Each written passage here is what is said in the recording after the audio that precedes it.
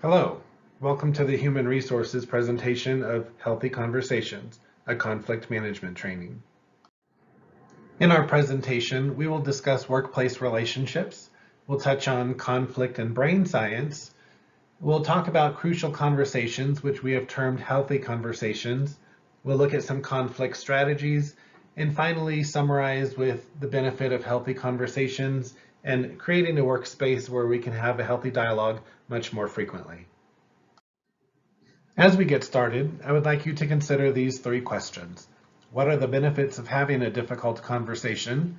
What are some reasons to avoid it? And what are the anticipated impacts to your relationship? Benefits may include increased trust despite the initial impact to the relationship, and faster response to situations for improved organizational and personal health.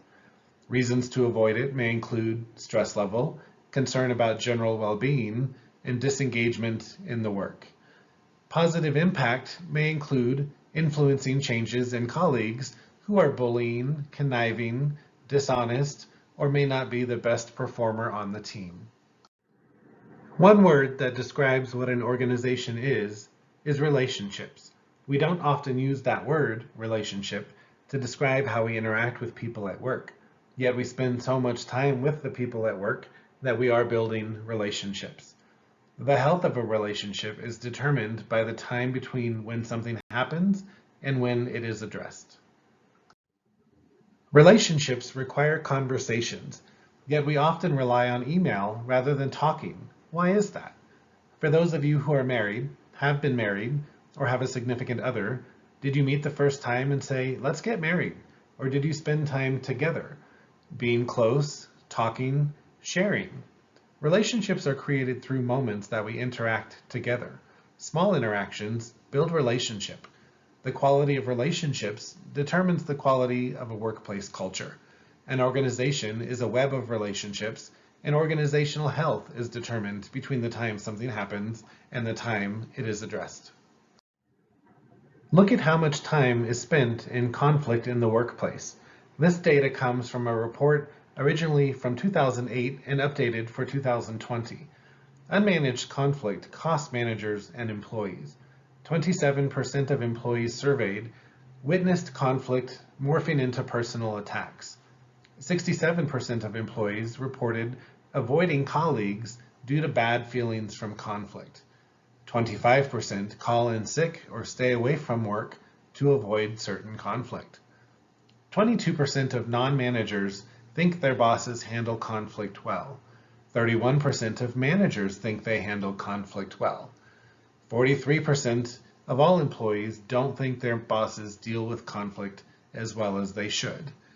Interesting to point out that non-managers and managers generally agree that they do not handle conflict well. There are many factors that contribute to conflict. Consider, how are you filtering the message? Think about your past history with the person. Are you an introvert or an extrovert? These are factors that can contribute to conflict. Let's talk about perceptions. Everyone's sense of reality is different. We all have filters through which information and feelings are sifted to shape our opinions and reactions. One of these filters is work style. Another is age and generational characteristics. Still another is gender and culture. All of these filters color our thinking. Biases are judgments we make about a person based on a personal prejudice, generalizations, and stereotypes. Think about our unmet needs. If a person is feeling sick, hungry, stressed, unappreciated, tired, his or her response to a conflict will reflect these unmet needs. Ask yourself if these basic conditions are at the root of the conflict and how to best address them before moving into intellectual solutions. Dramatic differences often exist over time, money, work ethic, politics, religion. Conflicts springing from value differences require thoughtful strategies and sensitive implementation. Many conflicts can be traced back to simply not having enough information or having the wrong information. This is one good reason for learning to control knee-jerk accusations and doing some careful fact-finding instead. Assumptions. If you have not read Don McGill Ruiz's book, The Four Agreements, do it soon. One of the agreements you must make with yourself in order to survive in this world of differences that we live in is to make no assumptions. He says the problem with making assumptions is that we believe they are the truth. Instead, he says, find the courage to ask questions and to express what you really want. Communicate with others as clearly as you can to avoid misunderstandings. The first factor identified by the Gallup research on the 12 needs for high-performing employees is they know what is expected of them at work. This factor is related to assumptions. Never assume others know what you expect. People perceive and process information according to their work style and other filters. That means you have to communicate expectations in a way that each individual will understand them, and this differs from person to person. Finally, commitment. This is probably the single most important factor in dealing effectively with conflict. The level of commitment between the people involved. How willing are they to deal with the conflict? If one party is closed down to doing the work it takes to find a resolution, the process is sabotaged. If you are confronted with this attitude, consider talking to a coach, a mentor, or your supervisor to find other ways to work toward resolution. It's important to understand that support does not equal agreement. Peers or a group reach commitment when they can say, I believe that you understand my point of view and that I understand yours. Whether or not I prefer this decision, I can support it because it was reached fairly and openly and is the best solution for us at the time. Just because you didn't mean to cause harm doesn't mean your words or actions didn't have an impact. Think about an inappropriate joke or comment that you've made that perhaps bothered somebody and they let you know. That was a healthy conversation. Think about communication by email. What influences our perception of tone in an email? 3 things. Emotions the person receiving it is going through in the moment, along with their general feelings about you and the last interaction they had with you. Words don't show inflection, tone, or human characteristics that would be there if the message was said out loud. Think about what percentage of in-person communication is impacted by the words that we say. Just 7%. Tone of voice accounts for 38% of our communication, and body language is 55%. This is why having healthy conversations is better done in person where you can see one another and not done through a text message or email. When you're having the conversation, be mindful of the words you say and the words that you hear. Are you using apologetic words? Are you rambling? Are you being accusatory? Are you using you messages that blame or label somebody rather than I messages? Also be mindful of nonverbal cues. Just taking actions hoping that they'll guess what you want, or looking as if you don't mean what you say. Having a flippant, sarcastic style or an air of superiority. When you're having a healthy conversation, you'll want to maintain a warm and relaxed voice. Be direct with your eye contact, but not staring.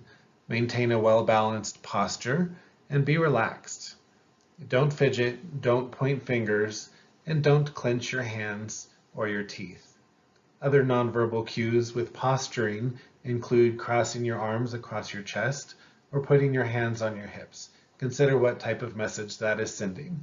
Is it letting the person know that you are becoming defensive, that you are disinterested, or trying to take a power position? Let me share with you a brief summary of how the brain processes information.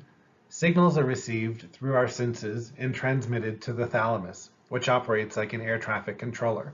The thalamus directs the messages to the cortex, the conscious thinking, rational part of the brain, and the amygdala, which deals with emotions. We process the information and we act on it where necessary. but in a dangerous situation, our brain receives the signal, the thalamus recognizes a potential danger and immediately sends the message to the amygdala, bypassing the cortex. The amygdala stimulates the release of peptides and hormones, which result in emotion and fast responses. Think about if you're on a hiking trail and you come across a rattlesnake or a moose. What happens? Your heart probably starts racing and you move to get out of there. Likewise, an emotional reaction with people is automatic, part of a physiological defense mechanism designed to protect us by instilling a fight or flight response when danger threatens our safety. The amygdala is your irrational brain, sometimes referred to as your lizard brain. Your rational brain is your cortex. If your values are being attacked, then you may experience what has been called an amygdala hijack, a fight or flight instinct response that protects us in dangerous situations, but can confuse things in a typical personal confrontation we face daily. When this occurs, your emotions overwhelm your thinking and actions. You become unable to read others' emotions and unable to focus on your own thinking or actions. The rules for work are changing.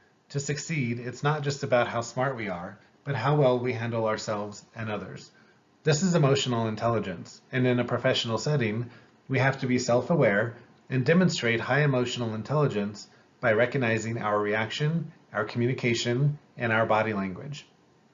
Conflicts occur when our desires differ from another person's. Emotions tend to drive our conflicts, and they interfere with sensitive and effective conflict resolution. So that's where we have to begin. Let's acknowledge that while we cannot eliminate our emotions, and we don't even want to, we can control our response to it. These social skills lead to proficiency in managing relationships and an ability to find common ground and build rapport. What is a crucial conversation? It's a discussion between two or more people where the stakes are high, opinions vary, and emotions run strong. Contrast this to transactional conversations where you're just getting things done and there is no real significance behind the request and response. On average, 10% of conversations are crucial conversations. Having a crucial conversation on a Friday afternoon or right before either of you leave for vacation may seem like a natural time to discuss the matter. After all, it will give them plenty of time to think things over. And for certain types of employees, the brooders, the grudge holders, that's exactly the opposite of what you want to do. Instead of causing a change in behavior, your talk will leave them stewing, with nothing to do over the upcoming days, but replay the conversation over and over in their head and become increasingly angry.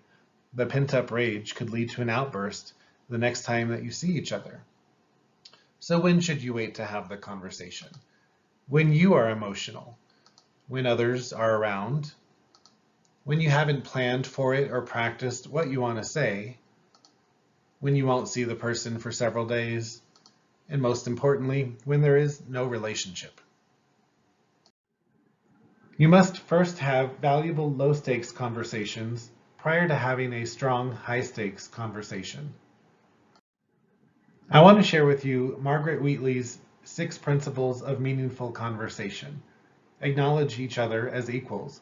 Be curious, not judgmental. Know you need each other's help to become good listeners. Slow down so we have time to think and reflect, then answer. Conversation is the natural way we think together, and expect it to be messy at times. Ways that you might start a meaningful, healthy conversation include: help me understand. I'd really like to hear your opinion on this. Please let me know if you see it differently. Don't worry about hurting my feelings. I really want to hear your thoughts. The SBI Feedback Model comes from the Center for Creative Leadership and provides feedback by sharing information related to the situation, behavior, and impact. Describe the situation, identifying the time, place, location, and circumstances in which the event took place. Describe the behavior or observable actions, what was seen or heard. Avoid judgments.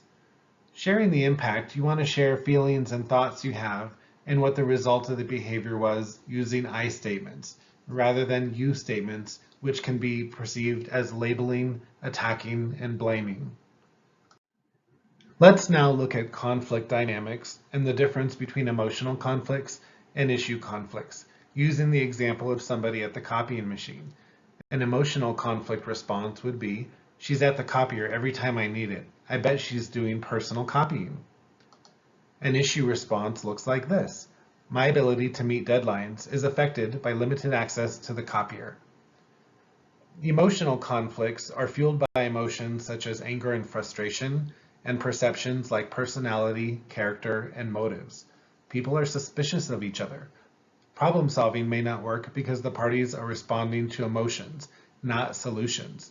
These conflicts can escalate because the parties expect problems. They look for them, they find them, and they get angrier. The best chance at solving an emotions-based conflict is to cool down first and get your emotions in control.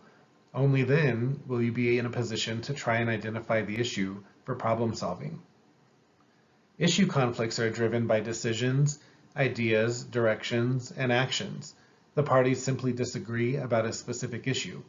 Issues-based conflicts can actually lead to creative solutions that, in the end, are better than either party's original position. When it's an emotional conflict, you'll answer yes to any of these questions. Do I dislike him or often get frustrated with him? Do I see her as untrustworthy and undeserving of respect? Is my reaction appropriate to the seriousness of the situation?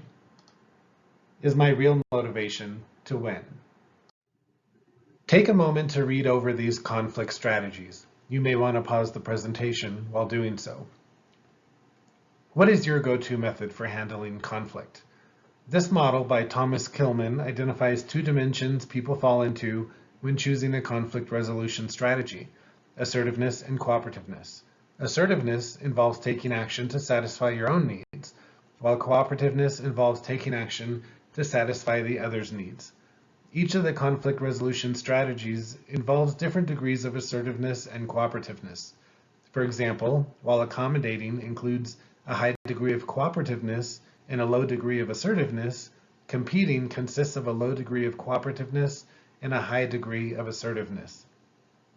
Even though you may prefer one of the conflict resolution strategies over the others, all of these strategies can be used effectively in certain situations. For example, if the issue is minor and won't have lasting consequences, it may be in your best interest to accommodate the other party rather than try to serve your own needs.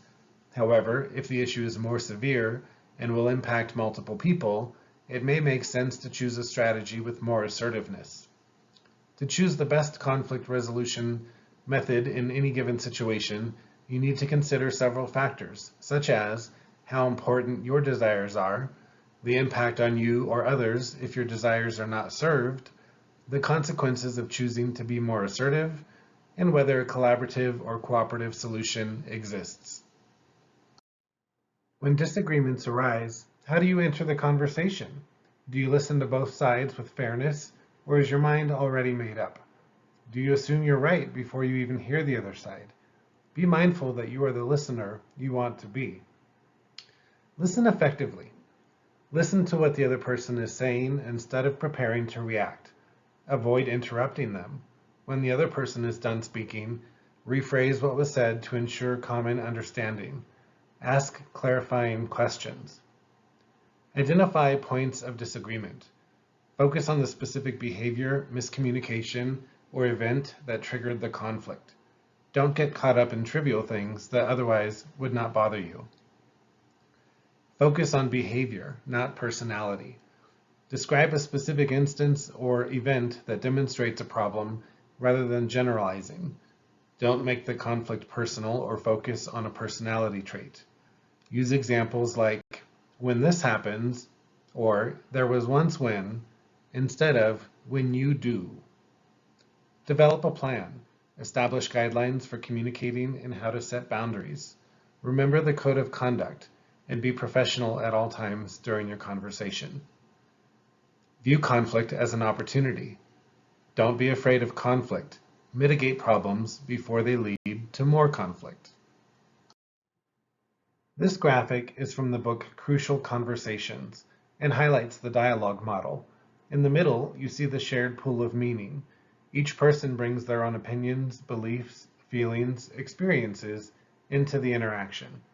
A person needs to feel safe in order to share meaning and keep from moving into silence or violence. When conversations become crucial, safety must be strong. The 6 silence and violence behaviors can indicate that we or the other person is not responding well, that safety is weak. This is a cue to step out of the content of the conversation, strengthen safety, and then go back in. Quickly.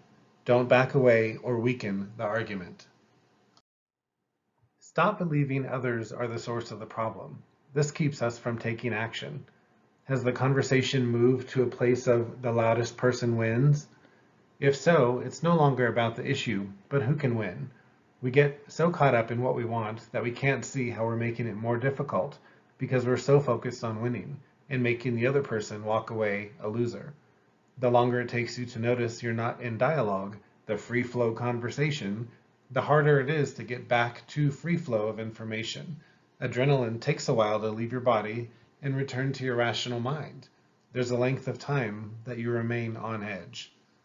Work on the us by starting with me. We can really only control ourselves. Be smart about knowing what you want, be specific, and evaluate that you're acting like what you want. Did you shift to wanting to win, punish, or just keep the peace? Often, we just want to win, which moves to harm and then silence. I want to share with you what we will call a fool's choice, which is an either-or instead of considering options. It shuts you down from alternative solutions. For example, a statement: if I tell the boss my concerns, I may lose my job. If I do not tell her, she'll keep creating more problems for me. The choice here is, you're with me or you're against me. I tell and I lose my job, or I don't tell her and I encounter more problems. The and choice would be, I can speak up and keep my job and things will be better. Another example statement: if I say what I think, others will be intimidated and won't speak up. If I don't say what I think, they won't have the benefit of my ideas. The fool's choice would be, I'm not going to share my great idea, too bad for them. The and choice, I can speak freely and others will benefit from my opinion. Critical questions to ask yourself in this moment: what do I really want? Am I behaving in a way that gets me what I really want? Or am I making a fool's choice? When it's safe, you can say anything. Remember that the dialogue also needs to be free-flowing. When you're engaged in a crucial conversation, what we're calling a healthy conversation, it's difficult to see exactly what's going on and why. When a discussion starts to become stressful, we often do the exact opposite of what works. Watch for conditions and content. The longer it takes to notice that you're not in dialogue, the harder it is to get back into dialogue, and the higher the cost. What kills safety? Fear. We go into fight, flight, freeze, or faint mode. 2 paths people take when they feel unsafe are silence and violence. Silence is the withholding of information from the shared pool of meaning. Masking is understating or selectively showing true opinions or understating true opinions, potentially using sarcasm, which is really anger masked as humor. Avoiding is steering away from the subject and not really addressing the real issue. Withdrawing is when we just want to get out and leave the conversation and leave the room. Violence consists of any verbal strategy that attempts to convince, control, or compel others to your point of view. It violates safety by trying to force meaning into the pool. The 3 most common forms of violence are controlling, which is coercing others to your way of thinking, cutting them off, overstating facts, speaking in absolutes. Labeling is putting a label on people or ideas to dismiss them as a general stereotype or category. And finally, attacking is verbal warfare, belittling, threatening. It's meant to hurt the other person. Let's talk more about safety. There has to be mutual purpose, good intent toward a common goal. Mutual purpose is lost when we start to debate, force opinions, get defensive, make accusations, or keep circling back to the same topic. We can get to mutual purpose by showing mutual intent. Show that you're being intentional about presence in the conversation. Set the phone down. Stay off the keyboard. Go to a conference table away from distractions. 2 questions to ask yourself. Do others believe I care about their goals in the conversation? And do they trust my motives? Mutual respect is required to continue the dialogue. If there is no respect, body language and thoughts will lead to escalated emotions and dialogue will stop. It's difficult when you really don't like the other person. There must at least be respect for the humanity of the other person, and you should look for something that you have in common. When you take a pause to make it safe, what do you do during that pause status? Apologize when appropriate, when respect has been violated. You must be honest and have the right motives. Create mutual purpose. Agree that you want to agree, which is eliminating silence and violence from the dialogue. Don't have false dialogue or pretend. Really dig into why. You might need to expand the scope to realize a higher purpose. Let go of your own opinions and choices and brainstorm new strategies. Critical questions you might ask yourself at this stage of the conversation are, have I established mutual purpose? Have I maintained mutual respect? Do others believe I respect them? Let's now look at our path to action. We see and we hear. We tell ourselves a story. It happens very quickly. We should analyze what we are telling ourselves and what story is tied to the emotions. We feel, we observe feelings and get emotional, but we need to ask what emotions are encouraging me to act this way. And then finally, we act. Notice your behavior and ask yourself if you are in some form of silence or violence. Let's talk about mastering our stories. Watch for clever stories. Examples of these clever stories we tell ourselves are a victim story, it's not my fault, a villain story, it's all their fault, or helpless stories, there's nothing I can do about it, it is what it is. Why do we create clever stories? It gets us off the hook or keeps us from acknowledging our own sellouts, believing we should do something, but we don't. Clever stories don't have all the information. They can be turned into useful stories by gathering more information. A few years ago, this picture was in the media, Prince William talking to a crowd. The media portrayed that he was flipping off the crowd, when, if you have more information, a different perspective, you can see that's not the case at all. Yet we tell ourselves these stories.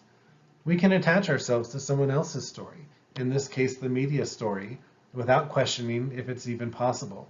The sooner we focus on facts rather than emotion, the sooner we can get to the rational place in our brains.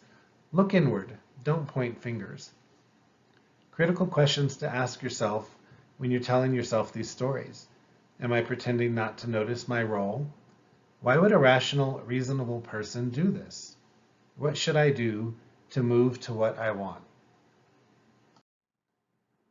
Let's now look at 2 stories and the information that we have in the story we tell ourselves about the situation.